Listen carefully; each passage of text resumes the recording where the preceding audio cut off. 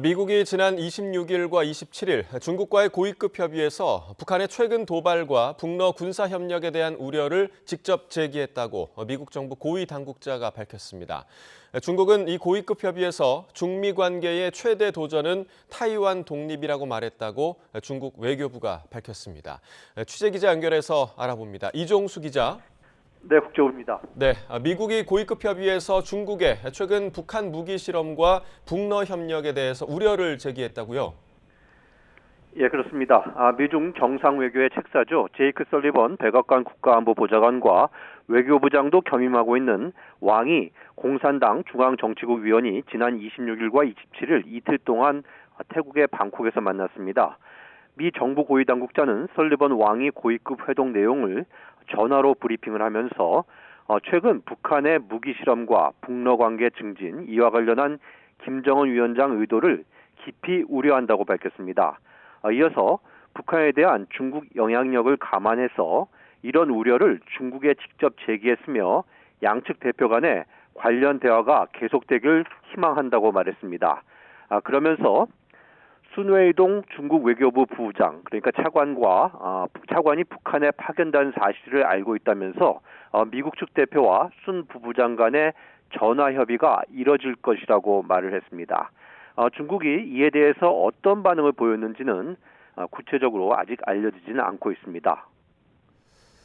자, 고위급 협의에서는 다른 주요 현안도 논의됐을 텐데 친미 독립 성향의 라이칭더 후보가 총통으로 선출된 타이완 문제를 두고 어떤 입장이 오갔습니까? 예, 설리번 보좌관은요, 타이완 해협의 평화와 안정 유지의 중요성을 강조했다고 백악관은 전했습니다. 왕이 위원은 타이완 문제는 중국의 내정이고 타이완 지역 선거는 타이완이 중국의 일부라는 사실을 바꿀 수 없다고 강조했다고 중국 외교부가 밝혔습니다. 왕이 위원은 나아가서 중미 관계 최대 도전은 타이완 독립이라면서 타이완 독립을 지지하지 않는다는 약속을 행동으로 나타내고 중국의 평화 통일을 지지해야 한다고 했습니다. 중국 관영 CCTV 관련 보도를 직접 들어보시겠습니다. 将不支持台独承诺落实到行动上，支持中国和平统一。 네, 또 세계 물류 차질로 해결해야 할 글로벌 현안이죠. 홍해에서 벌어지고 있는 예멘 후티 반군의 선박 공격, 이 문제도 논의됐습니까? 예, 중국의 예멘 후티 반군의 홍해 선박 공격을 막기 위한 협조를 미국이 요청한 것으로 전해졌습니다. 미 당국자는 설리번 보좌관은 중국이 이란에 대해 가진 상당한 영향력을 이용해서 이를 막는 것이 중요하다는 점을 언급했다고 말했습니다.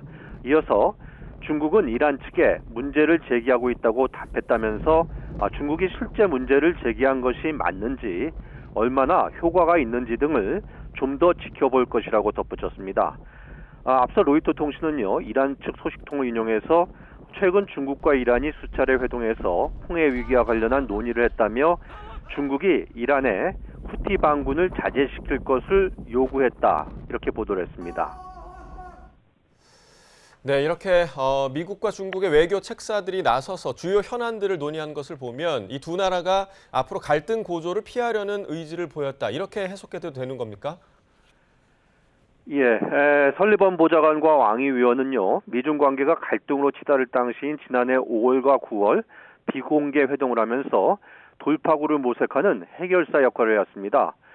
이번 회동도 오는 11월 미국 대선이 치러지는 올해에는 미중 갈등 고조를 방지하기 위한 차원으로 풀이가 되고 있습니다.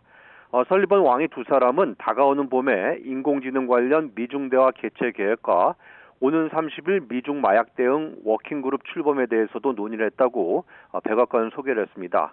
이와 함께 바이든 대통령과 시진핑 주석 간의 통화를 포함해서 주요 분야에서 추가 고위급 외교와 협의를 추진하기로 했다고 백악관은 밝혔습니다.